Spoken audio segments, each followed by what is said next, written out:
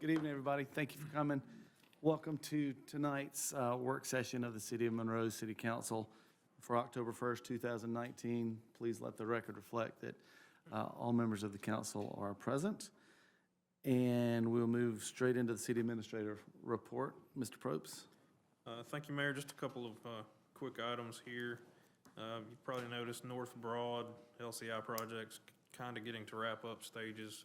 They're hitting the striping and a few other punch list items right now. We probably have a couple more months of work left on that project, just to get the small things here and there, maybe a couple little driveway repairs. But overall, that's drawing to a close. West Spring, that long project is hitting punch list status now. As you know, we've had some issues with the contractor, but as of now, all the drainage issues that we've had and seen on West Spring should be completely remediated. So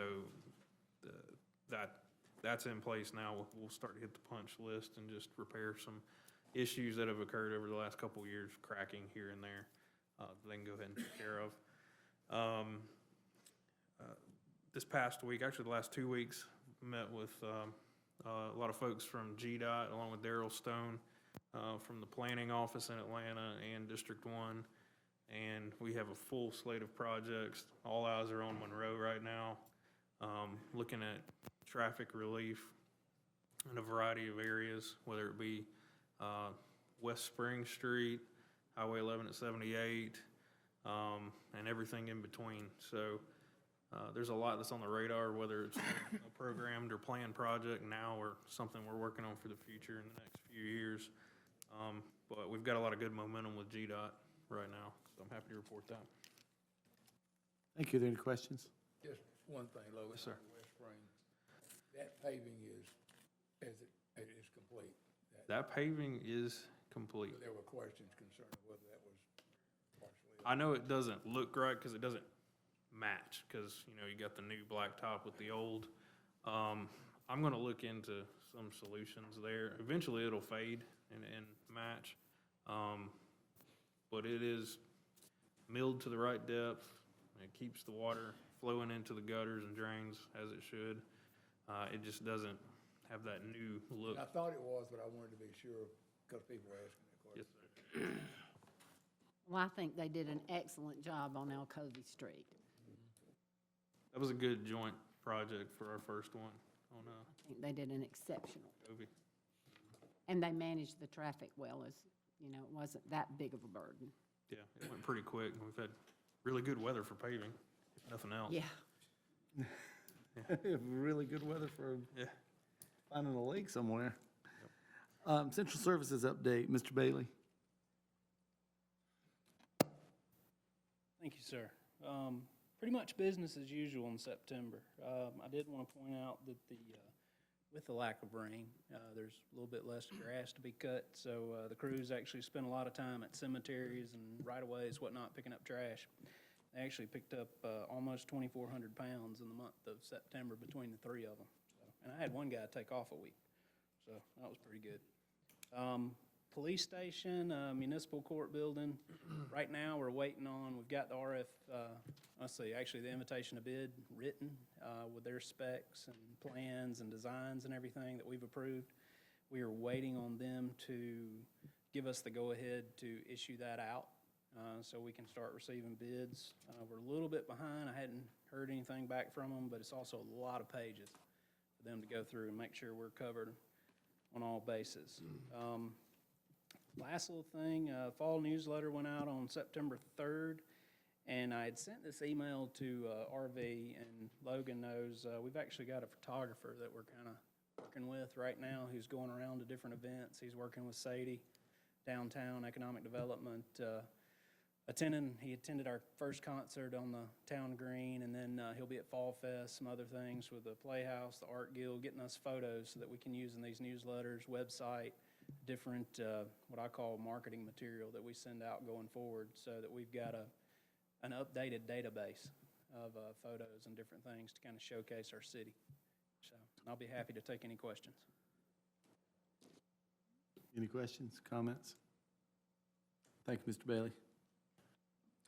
Moving to committee reports, Finance, Mr. Adcock. Thank you, Mayor. Mr. Probst will give the monthly finance report. Thank you, Mr. Adcock. Beth Thompson is down at the GGFOA, Finance Officers Annual Conference. I was there yesterday. It's a very beneficial meeting. We're there getting our CPE training in for the year. Real quickly on the general fund, just wanted to note that we've already drawn down the stabilization fund, which is not a good thing. We hit that about a month earlier than we normally do.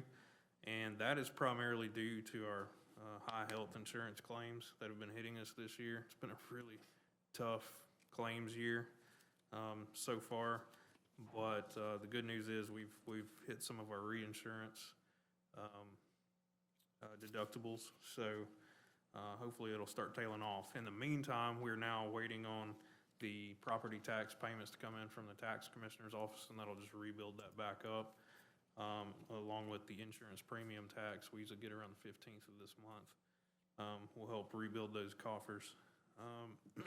Wanted to note on the general fund, we're running about 62% on our expenditures, which is about 2% better than budget, which is kind of where we've been for the last couple of years. You know, I said a couple months ago when we talked about millage rates, et cetera, we've been walking that tightrope for a little while, so we're still doing well and still staying under budget overall in the general fund.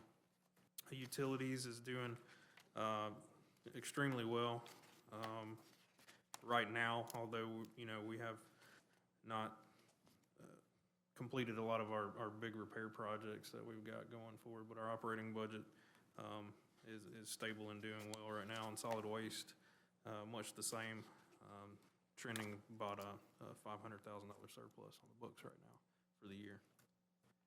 Happy to take any questions. Any comments or questions? Hearing none, we'll move to Mr. Garrett regarding the airport. I cheated a little bit. The numbers that y'all have got in front of you are about a week old, and I went ahead and pulled through the full month of September. We actually had the second biggest fuel cell month that we've had since we opened the fuel farm in August of 2015. We ended up with we're just shy of 3,200 gallons for the month, and so it was a good producing month for the airport. Once again, no rain, people fly, kind of contributes to that. Engineering update, we've had, staff's had several meetings with Goodwin Mills and Kaywood, our new airport engineers and consultants. Everything's went great. It's essentially been a fact-finding kind of a mission with them, so they could learn the history of what we've done, kind of where we come from, where our overall goals are to get to in the next couple, 2, 3, 4, 5 years. We actually have our first committee meeting with GMC present October 16th. I changed the date just because of conflicts between them and staff and whatnot. So let's see. Projects pretty much all holding pat. And then the last thing, the 110 airports record attempt that I had sent an email out. I know y'all probably saw it on Facebook.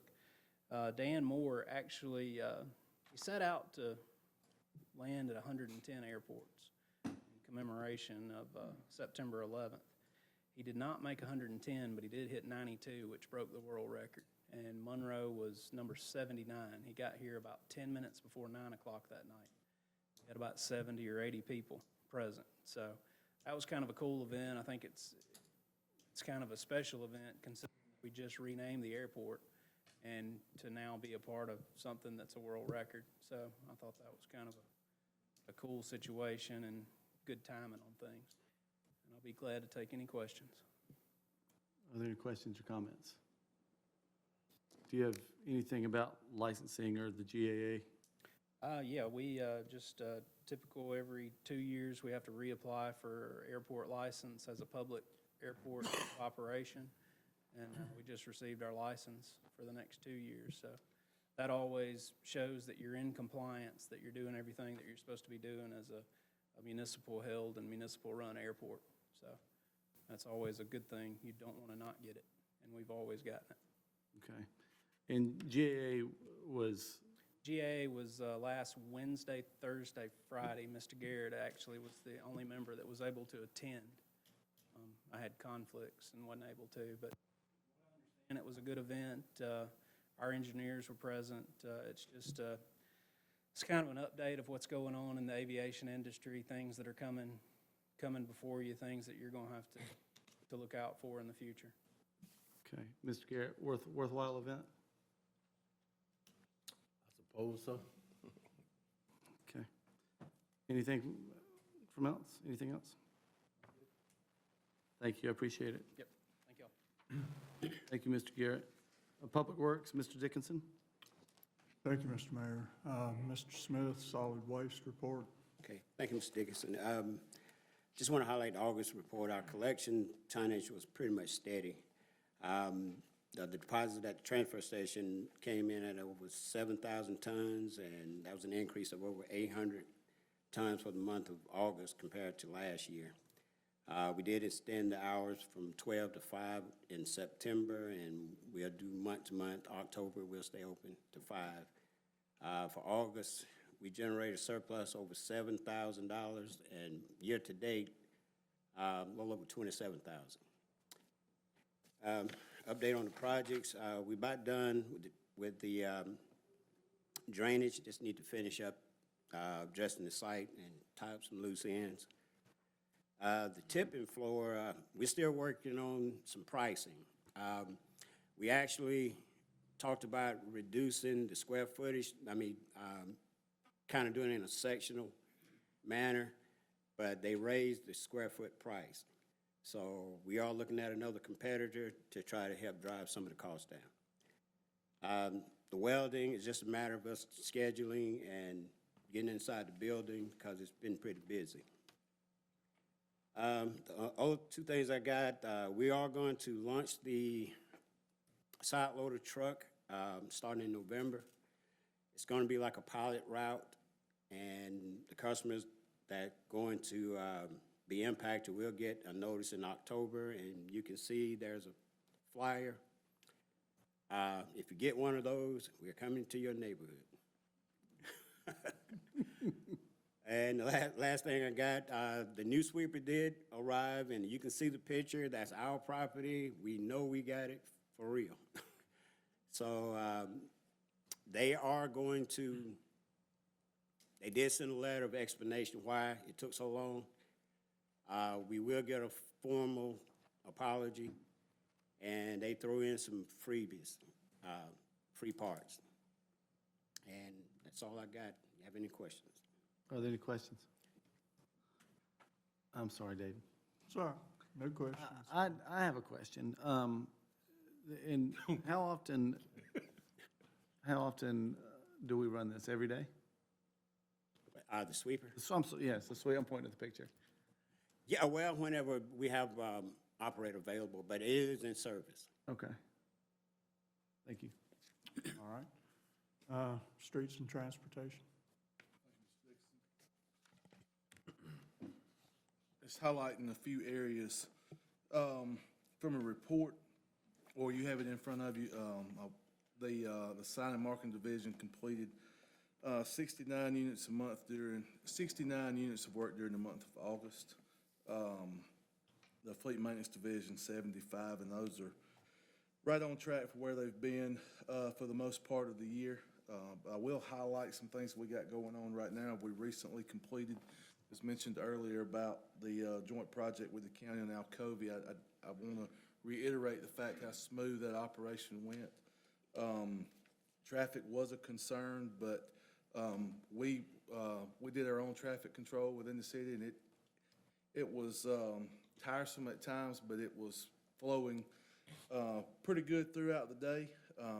We recently had it striped, and on the 23rd of September, I think was the date, we opened up the new four-way intersection at Breedlove and Shamrock, and it is went off without a hitch. I hadn't had any calls or complaints about that one. That was a major concern, but it's been safe. I've actually had several calls come in from citizens complimenting the city being proactive in that.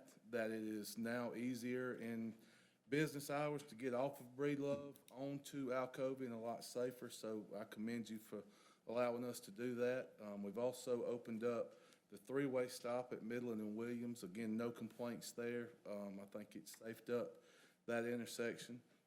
The striping has been completed. We also restriped Michael Etchison from 138 to the city limits, which is just shy of McDaniel.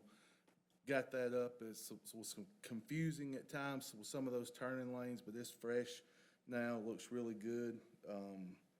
We're doing or have done some sidewalk repair and replacement at Midland and Spring right there at L.R. Burger. It turned out really nice.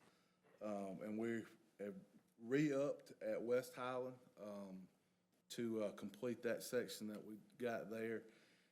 Lots of more patching that we're going to try to get done before the winter gets here, which at the rate it's going now, they'll be running asphalt in January.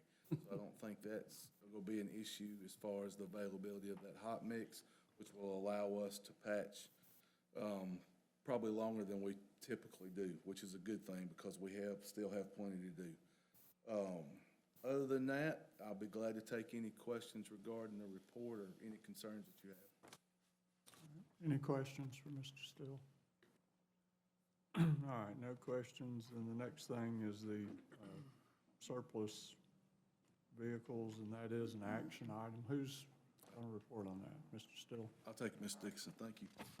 What you have before you is a request to surplus several pieces of our fleet that's either out of service,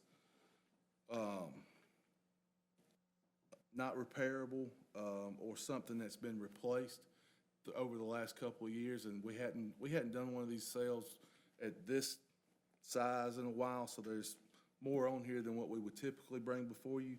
But as you see on the item, there's numerous from different departments.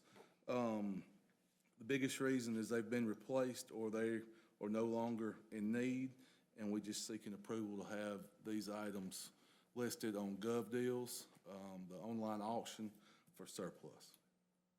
All right, any questions about the surplus vehicles? Can you tell me, Jeremiah, under water and sewer, for example, is Vermeer V3550A, what is that? Might have to defer to Mr. Thompson. It's a Vermeer, I think that's a trencher, isn't it? I think it's that old trencher. The old trencher? Thousands, Mr. Little, It's been replaced. has been replaced. Gas department just got a new one, a couple of months ago, and y'all approved it. A Case 580 Super E, what is that? Old, backhoes that was here when I came to work here in 1989. Don't work anymore? Not very well. They've been replaced with mini X's over the past several years. We had about 4 of those when I came to work here, and I think that may be the last one. It is the last one. Thank you, sir. No other questions. I need a motion from the committee. Make a motion to surplus the list of equipment that's attached. Motion by Mr. Little, second. Second. Second by Mr. Adcock. All in favor, state aye. Aye. Any opposed? That's unanimous, and we recommend that to the council for the consent agenda. Thank you, sir. That's it. Mr. Little, utilities. Thank you, Mayor. First item is the monthly electric and telecom report. Mr. Thompson. Thank you, Mr. Little. Turn my mic on. We've had several things come up since I wrote the report I want to go over with you. The first one, though, is we've been working with the management of Southside Mobile Home Park over the past several weeks, and we actually pulled crews away from several projects we were working on. They are being proactive. There are 27 lots that they're starting with in their first phase where they're replacing all of the old electrical infrastructure that they own. And while they were ready to move, we moved resources over there to make sure they could get that valuable safety work done in Southside. Moving in new trailers, it's a nice project. We were real happy that they came forward to work with us on that. Just want to mention that and thank them in public. Another thing that just came up in the past couple of days, MEAG will be replacing some of the 115 poles, 115 kV poles that they did not replace in the main project. We will be discussing this project later on with Spring Street. When that MEAG project started, it was supposed to be just to change a couple of poles down Spring Street, and we worked with them to get that whole span changed from McDaniel down to Highland. There are about 4 or 5 more between Highland and the substation, and they're gonna do those in one-offs. So they'll come in as that pole is deemed derelict, they'll change that one, and they're trying to fit these in their budget as they go. But the one closest to the old Chamber of Commerce will be changed in the next week or so. I just got the locates in today, called MEAG and admonished them for not giving me a little better heads up. But when the locates came in, I know they were about to work, so we went to look at it. The other one is at the corner of Highland and Wayne. And that's a little more important one to us because it does have traffic concerns to me. They can work Spring Street fairly easily. I want to talk to MEAG a little more about that and get a more precise date, and we'll get something out on social media when that is actually going to happen, and I'll send y'all an email to let you know. There's also some concerns with us with the water lines coming out of the water tank. We want to make sure everything's perfect when that hole is dug. And on a MEAG point, Plant Wansley, we have 2 plants there, a gas plant and a coal plant. The coal plant is very underutilized. I think Logan and I were talking about the report this month, about 9 or 10%. MEAG is doing a study as we speak to decide whether it's cost-effective to stay in that plant. We have the opportunity to exit those contracts with Georgia Power over the next year or two. We're on a year-to-year cycle with them, and you'll probably be hearing some stuff about that in the next coming months from me and from MEAG. MEAG will also have a roundtable meeting here next Tuesday. It is the fall roundtable meeting. You're all invited. It starts at 10:30. Lunch will be provided.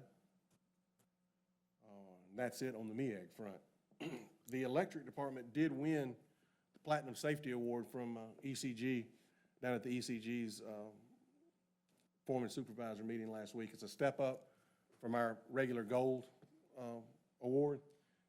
There's only one step higher, that's platinum, and we see what we've got to, they told us what we need to address, and that we're gonna address that. We hope to get the platinum award next year. And the last thing, you'll see our crews working on Highway 83 toward the wastewater plant. They work down there all day today, or one of our crews. We have a line that goes down and feeds the wastewater treatment plant. It's more cost-effective for us to run that plant on our wholesale power than it is to pay retail to Walton EMC. Well, the subdivision that is going in right there on the hill before you get to the wastewater treatment plant has to have their exit right on the peak of that hill because DOT says they have to have their exit right there. It's a view, so you can see traffic in both directions. Well, we had a pole sitting right in the middle of their exit. So they are having to pay us to move that pole. Problem with it is that pole is a flyover pole. Our lines fly over the top of Walton EMC. So it's a very dangerous operation. We're working together with Walton EMC. We're gonna kill our lines tomorrow. Everything from Carver south, we're just gonna dead end. My telecom guys are gonna put generators on all the power supplies for the cable plant down through there. There may be some interruptions. And Walton's gonna cover up their stuff, and then we're gonna move. We've already set the pole. We set the pole today, but we're gonna move the wires tomorrow. So if you see our trucks working out in the county, that's what they're doing. That developer is paying 100% of the cost of what's going on down there. And that's all I have, sir. Thank you, Brian. You want to tell us about this request for materials for the Spring Street Yes, sir. Circuit Rectification? I am scrolling down to that as we speak. This is there's 2 items together, and I'll discuss them separately, but also together because they fall on each other. This is the Spring Street line from McDaniel to Highland. As I said a few seconds ago, MEAG has put the new concrete poles 12 feet over. We're going to put the ductile iron poles that y'all approved a few months ago in line with those poles. further off the street. The rest of the materials are $37,648.40. And that comes from a mixture of a couple of providers, Gresco and Annixter. Now, you'll see, this is a different budget allocation.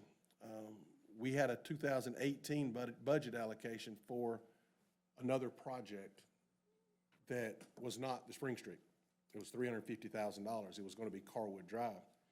But when MEAG came up with this project for Spring Street, we discussed not doing the Carwood, taking that money and doing Spring Street. So this project has gone over that $350,000. And we're going to have to take some out of the 2019, which is supposed to be North Madison and Highland. We're designing North Madison now. We're going to have to figure out something on Highland. That's not a very high priority. North Madison is a high priority. And we will figure out what we can do on the Highland as we move forward. But this is coming out of the 2019 budget, and it's $37,648.40. What that is for is the wire, the arms, and the connectors for this project.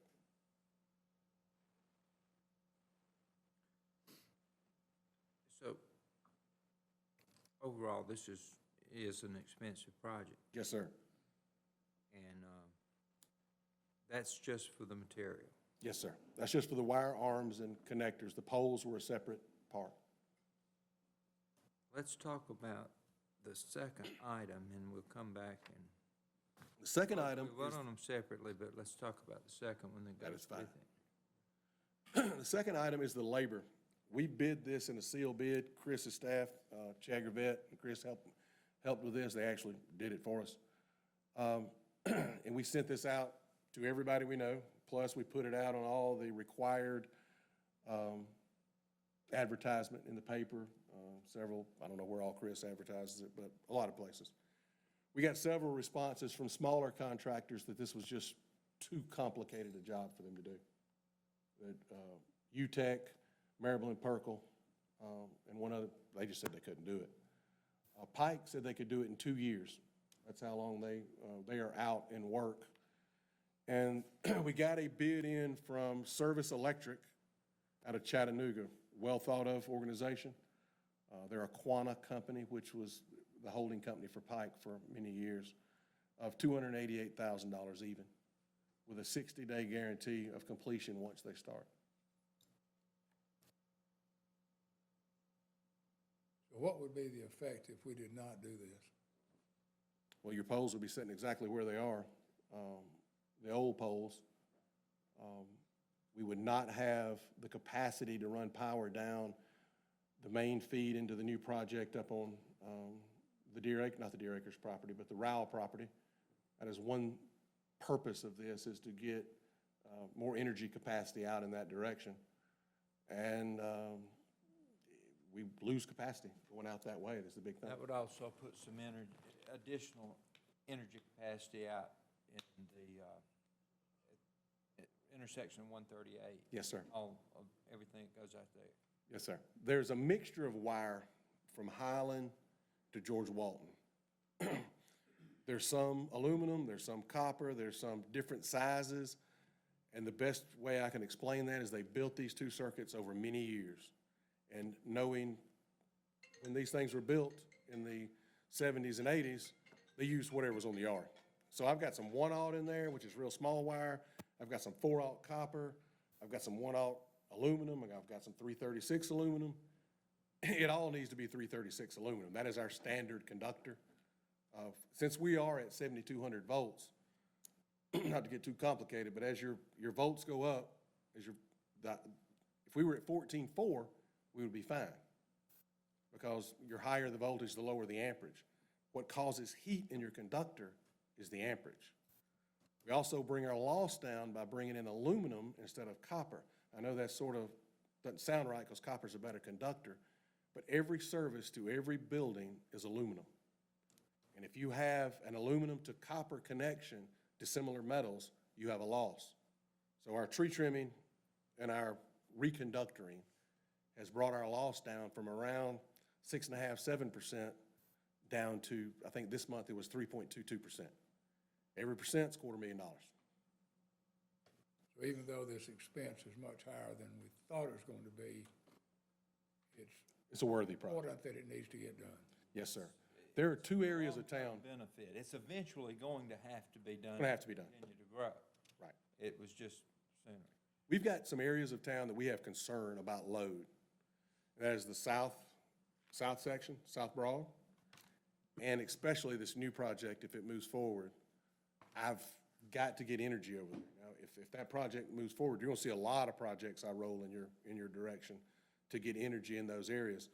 The other problem we have is, one of the reasons to tie our stations together right now, we can't do that because of some of these wire. We can tie them on a cool day. When it's 95 degrees, I can't tie the stations together. I can't put the whole city on one station because I have such small wire in certain areas, the wire will just burn down. So we've never had to do it, but we could have to drop load. So we're just trying to get ahead of that. One other thing. Yes, sir. You evidently had Carwood Drive on the CIP for a reason. Yes, sir. That's been taken off. What does that mean? Eventually, we're gonna have to do it. But this will give us a temporary, we figured out a way to change a little wire on Plaza Drive and get that power over to that area, the Horton, Mayfield area, a little easier. But eventually, we're gonna have to do Carwood Drive anyway. But we figured out a way to limit that. We're gonna do that with with material on hand and our own staff. There's 2 or 3 spans in there we have to change to make that happen. So that's gonna get that power over there, but once we do North Madison and South Madison, we're gonna be coming back to you with the Carwood Drive. There's a lot of copper in this town. There's a lot of copper in every town. And we're just slowly picking it out piece by piece. Okay. Are there any other questions for Brian? We'll come back then. Is there a motion to approve the purchase of the materials for the Spring Street Circuit relocation? I'll make that motion. Motion by Mr. Larry Bradley. Is there a second? Second. Second by Mr. Adcock. All those in favor say aye. Aye. Opposed? We recommend that purchase to council. Is there a motion to approve the labor cost for the Spring Street Circuit relocation of the amount of $288,000? I'll make that motion, Mr. Chairman. Motion by Mr. Adcock. Is there a second? I'll second. Second by Mr. Larry Bradley. All those in favor say aye.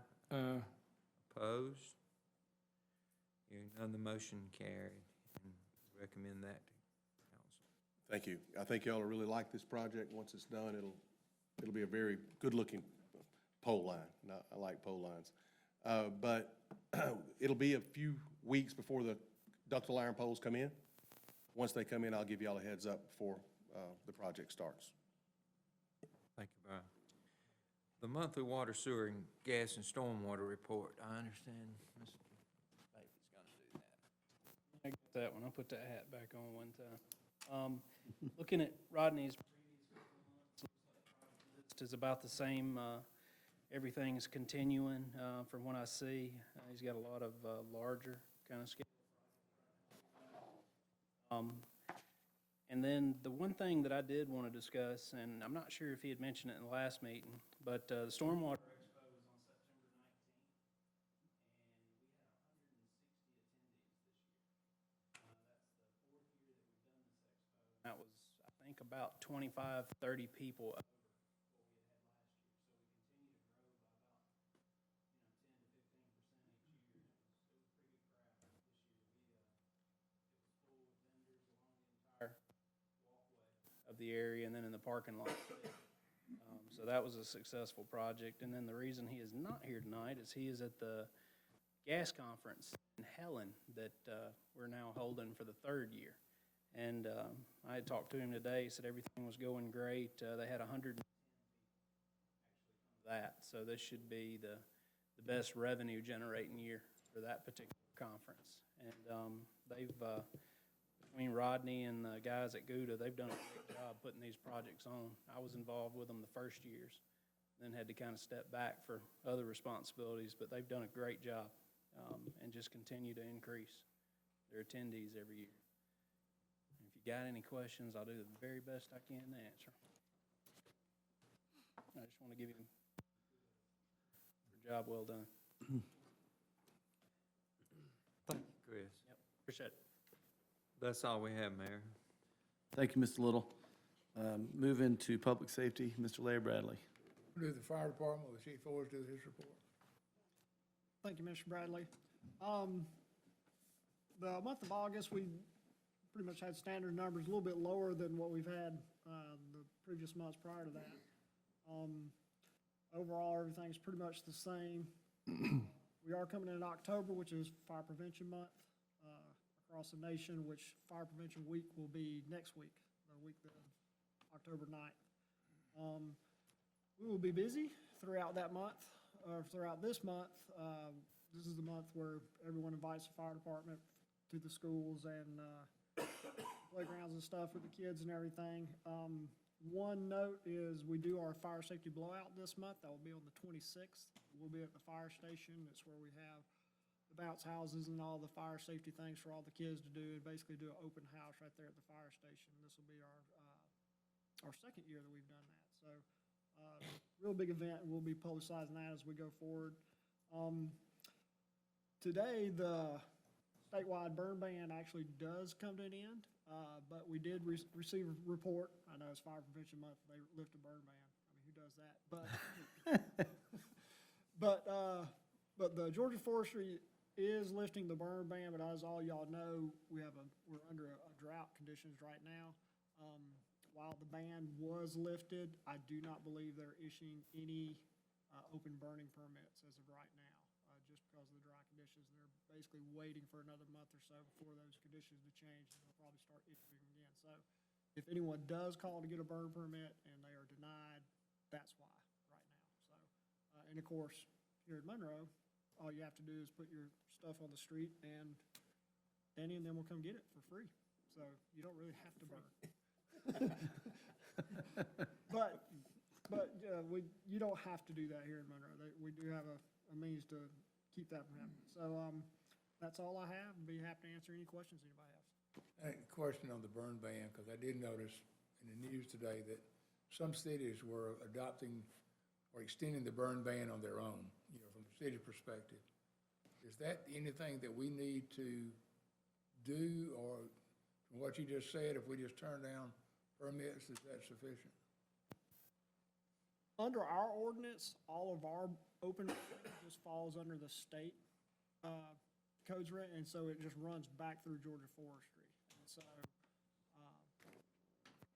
we would actually have to change ordinances to take that back if we wanted to. But you're saying we are turning down the burn permits? Well, they are, so yes. So, They're already doing what we would do anyway, so I think it would be a moot point. Good, thank you. Any other questions? I think the mayor may have a proclamation for us. yes, sir, I do, Mr. Bradley. Proclamation for the city of Monroe, Georgia. Whereas the city of Monroe, Georgia is committed to ensuring the safety and security of all citizens and visitors to Monroe, and whereas fire is a serious public safety concern both locally and nationally, and homes are the locations where people are at the greatest risk from fire, and whereas home fires killed 2,334 people in the United States, of which 83 were residents of Georgia in 2018, and whereas the majority of U.S. fire deaths occur at home each year, and the fire death rate per 1,000 home fires reported to the U.S. Fire Administration was 4% higher in 2017 than in 1980, and whereas when the smoke alarm sounds, Monroe residents may have less than 2 minutes to escape to safety, and Monroe residents who have planned and practiced a home fire escape plan are more prepared and will therefore be more likely to survive a fire. And whereas Monroe residents should teach children to escape on their own in case adults can't help them, and Monroe residents should practice using different ways out. And whereas Monroe residents should make sure everyone in the home knows how to call 911 from a cell phone or a neighbor's phone. And whereas Monroe residents in a real emergency should get low and go under the smoke to get out quickly, and should get out and stay out, never going back inside the home for people, pets, or things. And whereas Monroe residents are responsive to the public education measures and are able to take action and to increase their safety from fire, especially in their homes. And whereas the 2019 Fire Prevention Week theme, Not Every Hero Wears a Cape, Plan and Practice Your Escape, effectively serves to remind us that we need to take personal steps to increase our safety from fire. Now, therefore, I, John S. Howard, Mayor of the City of Monroe, Georgia, on behalf of the City Council, do hereby proclaim the month of October 2019 as Fire Prevention Month throughout the city, and I urge all the people of Monroe to be aware of their surroundings, look for available ways out in the event of a fire or other emergency, respond when the smoke alarm sounds by exiting the building immediately, and to support the many public safety activities and efforts of the City of Monroe Fire Department during the month of October 2019. In witness whereof, I have hereunto set my hand and caused the seal of the City of Monroe, Georgia, to be affixed this first day of October, the year of 2019 of our Lord. John S. Howard, Mayor. Thank you, Mayor. Yes, sir. We'll now turn to the police department. We have Captain Pilgrim with us tonight. Thank you, Mr. Bradley. Good evening. The City of Monroe Police Department, we answered a total of 3,279 calls for service. We completed 290 court cases. Officers completed 232 hours of training. Our Part 1 crimes are down 19%. That's our serious felony crimes. Our Part 2 crimes have elevated by 19%. We had a total of 73 adult arrests, 3 arrests for juvenile. On August 6th, we had our National Night Out. It was the public event where the people in the community come out and spend time with us. We partnered with the Walton EMC. We had a pretty good outcome. We considered that event a success. Also, during the month of August, our joint operations team, we served 5 search warrants. One was the marijuana grow house on Windsor Drive. And I'll be able to answer any questions you may have. Anyone have any questions on the police report? Then, yeah, that's all we have. Thank you, Mr. Bradley. Ms. Malcolm, Planning and Code. Yes, Mr. Kelly.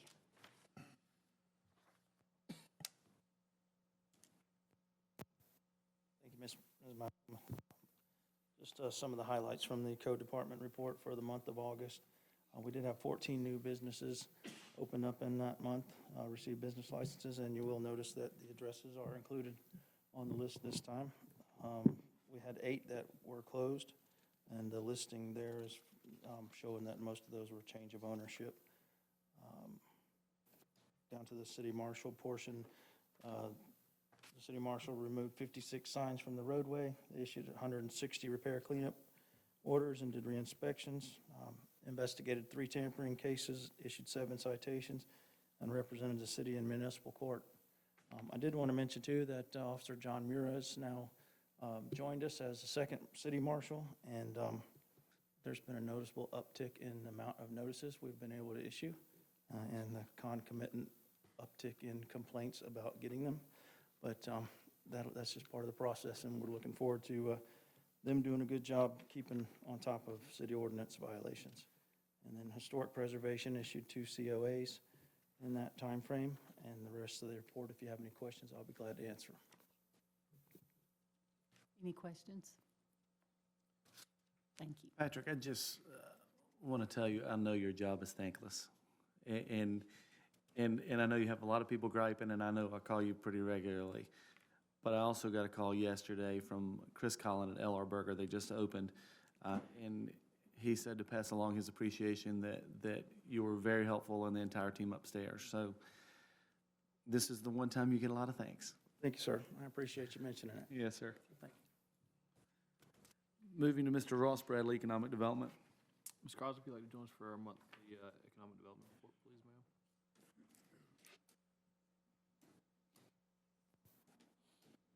Thank you very much. Just want to recap that we had our first Friday concert on the Town Green, Future Town Green.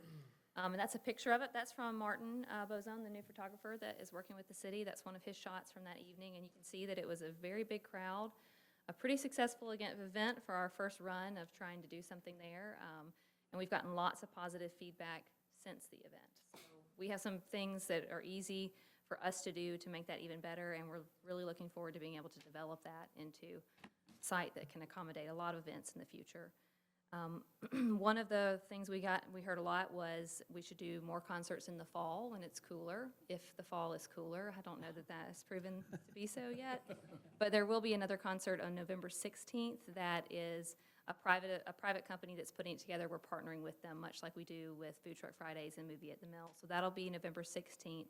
We have the next Food Truck Friday that'll be October 25th as well. So we love it when we have private companies and businesses that partner with us. It helps lighten the load and ends up being a great event. So they'll be doing a concert and a family festival that whole day. It'll be from 3 to 9 p.m. Also attached is a flyer for Hope Monroe is doing a fall work day. They've picked some of the homes that were listed. When we did the CHIP grant applications, we had a long list of residents that were interested in those funds.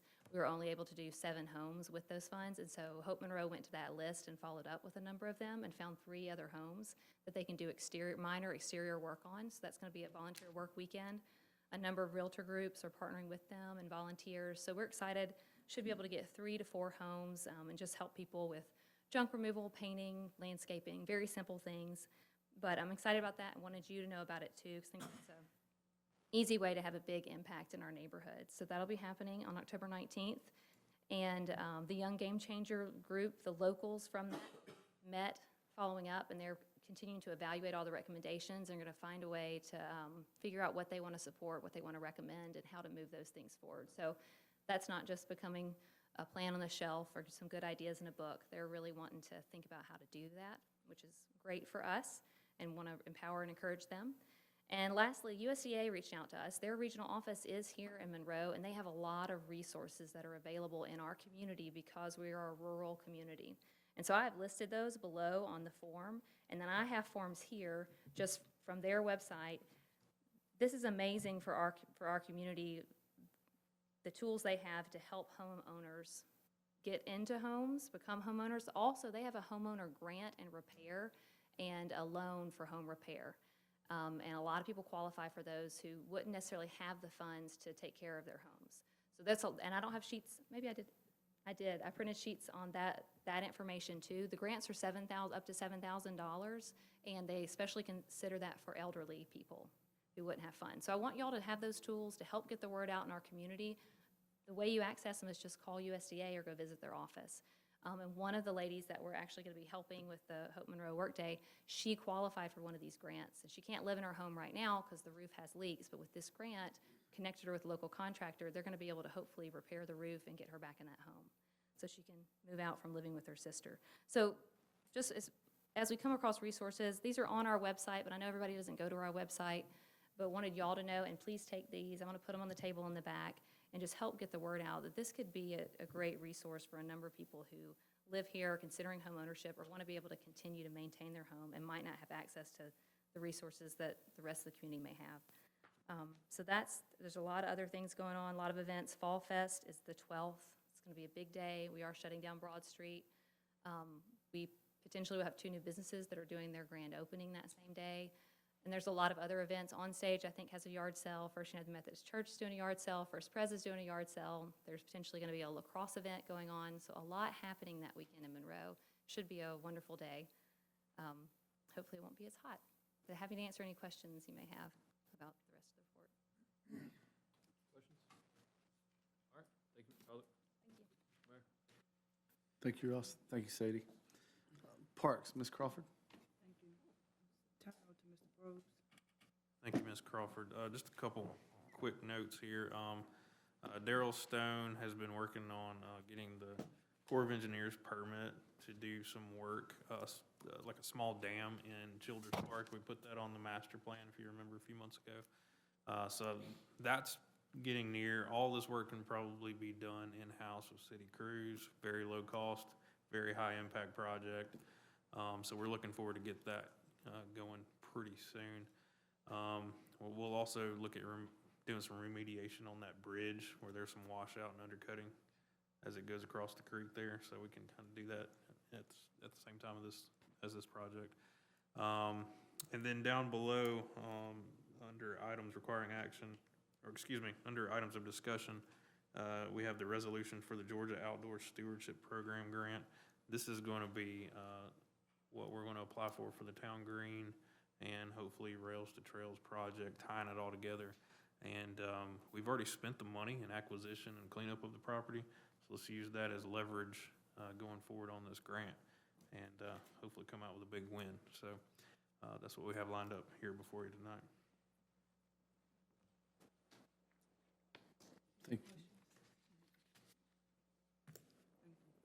Thank you, Ms. Crawford. Moving to items of discussion, we have public hearing variance and a few rezones that we can grab. Mr. Stone, 906 Alcovey Street first. Thank you, Mayor. The owner wishes to subdivide what was a previous derelict property into 4 lots. And if you look at the plat, actually 3 of the lots, which is R1 designation, fully qualifies the R1 with the road frontage and the .321 acres, which is 14,000, which is required.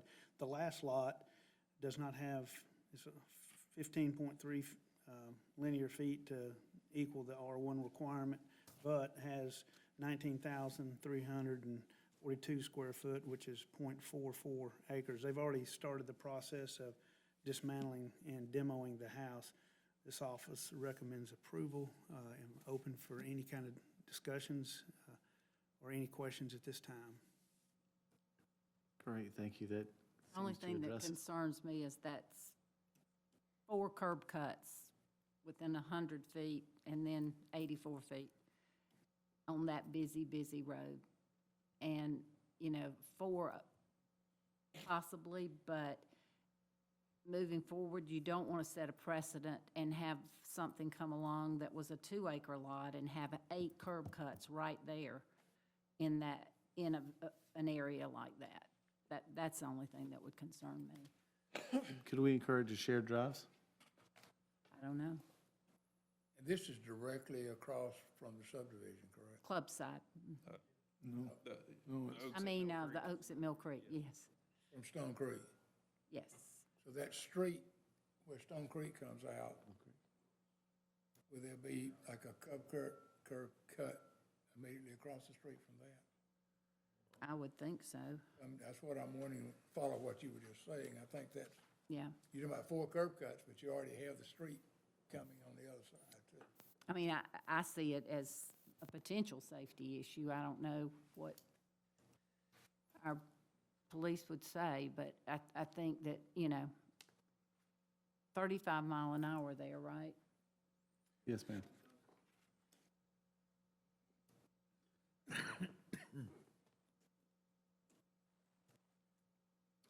So that would be my concern. If the variance was not granted, it would default to 3 lots, obviously, with 3 curb cuts.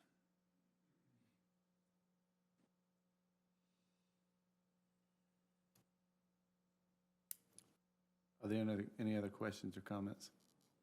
I mean, I'd really like to see how that does line up with the Oaks at Mill Creek and how those driveways are going to line with that.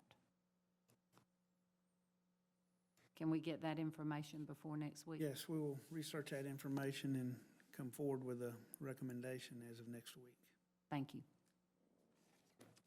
Any other questions or comments? Hearing none, moving to the public hearing rezone for 123 Plaza Trace.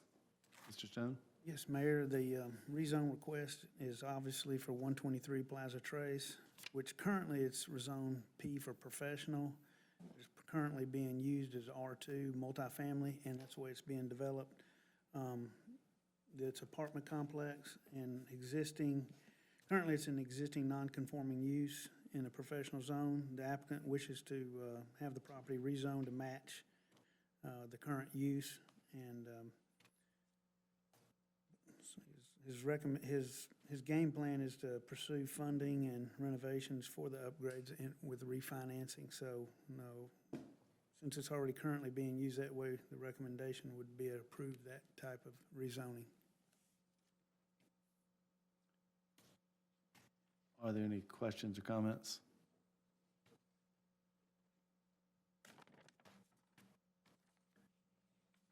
Hearing none, move to the public hearing rezone of 143 Plaza Trace. Essentially the same dictates are here. It's currently zoned professional, but being used as multifamily. The recommendation is the same as 123, since the adjacent properties are being used as multifamily.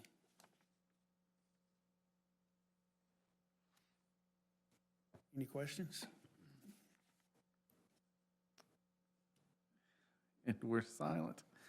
Let's move to the application of the beer and wine package sales, Chestnut Cupboard. Mr. Stone? Yes, we've received their application and forwarded it to the attorney.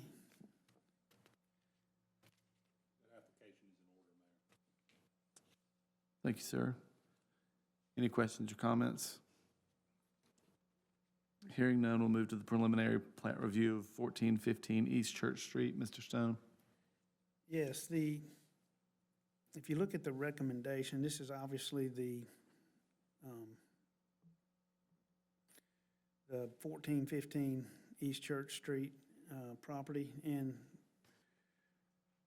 initially, we were going to table it based on the items 1 through 7, but in the midnight hour, it came through just a few hours before the P&Z meeting, and the P&Z approved the application based on number 7, acquiring is a conditional approval, acquiring the sewer easement and in legal terms, and also number 5 was an ask. We requested with the designer as well as the property owner for connectivity to the adjacent neighborhood. However, there's no requirement since it's under 100 total units. So if you look at the 52, it's a 52-acre R1 parcel. We required them to go ahead and put the turning lane in, since the adjacent properties east of it all had turning lanes as well. But he has made the necessary corrections. He's removed the eyebrow cul-de-sacs. He's reconfigured the lot radial lines on the curves and the cul-de-sacs. He's got the defined mail kiosk as common space. He's indicated and defined an association to own the common lots once defined, and he's got 4 of those in there. And like I said, he's got the turn lane indicated. So if he comes through this next week with the legal sewer easement, our recommendation will be for approval. Thank you. So he's not required to have, I'm sorry. That's okay, I was going to ask any questions. He's not required in an R1 to have any recreational area, right? No, it's just straight R1. Yeah, the trigger for a lot of these things too was the 100 unit, Yep, and he's well under that. Yeah, 56. Are there any other questions or comments? Hearing none, I'll move to the appointment of the Housing Authority. Makita Sword's term will expire on October 6th. Mr. Kevin Stewart, the Executive Director of the Housing Authority, has confirmed that Ms. Swords would like to be reappointed for another 5-year term. We will address this again next week. Resolution Georgia Outdoor Stewardship Program Grant, Ms. Krosick?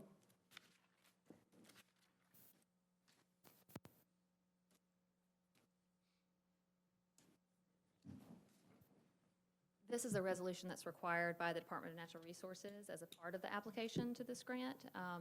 The city attorneys crafted this based on the model from the DNR, and we have to answer any questions. This is the one that's tied to the grant funds we're applying for through the Georgia Outdoor Stewardship Program, and that would, if awarded, we'll be able to do the Town Green project as well as the first phase of a rail to trail. Any questions? Thank you. Are there any questions? Comments? I'll mention, it also mentions the 30% match that we are committed to as a city, but as Logan said, we have already spent the 30% on our expenses to date. Thank you. Next is the chief isn't here. Logan, do you want to handle this, or Captain Pilgrim, the approval of the police vehicles? I think Captain Pilgrim was going to handle this one tonight. I'll be happy to assist. Yes, sir. Back on July 6th, we had a vehicle pursuit. We were chasing a armed robbery suspect out of Florida. The chase went from 138 in West Spring and ended up on South Broad Street near Southside Mobile Home Park. In order to get the vehicle to stop, we had to perform a pit maneuver, which is the pursuit intervention technique. And after the suspect vehicle stopped, our patrol unit hit a tree head-on. So that totaled out that vehicle. About an hour later, one of our other units was going north on Broad Street, and a vehicle pulled out in front of it and totaled that vehicle as well. So these two Tahoes will be replacing the two vehicles that we lost. So Goga doesn't get his Dodge Charger back? No, sir, it's gone. He loves that car. That he did. Are there any questions or comments? And part of this is offset by the insurance money, correct? That's correct. It may not be expended this year. It depends on when the order is fulfilled and we get these equipped, but, you know, we can reserve this $26,000 to pay on this, so we can mark that as restricted going forward. Ladies, gentlemen, any other comments, questions? Hearing none, I'll entertain a motion. I move approval to purchase those two vehicles that is stated with the expense on the sheet. I have a motion by Mr. Larry Bradley. Do I hear a second? Second by Mr. Ross Bradley. Any discussion? Hearing none, all in favor signify by saying aye. Aye. All opposed, like sign. Motion carries. I believe that's it for the evening. I need a motion to adjourn, please. So moved. Motion by Ms. Malcolm. Do I hear a second? Second. Second by Ms. Crawford. All in favor signify by saying aye. Aye. All opposed, like sign. Motion carries. Meeting adjourned. Thank you, everybody.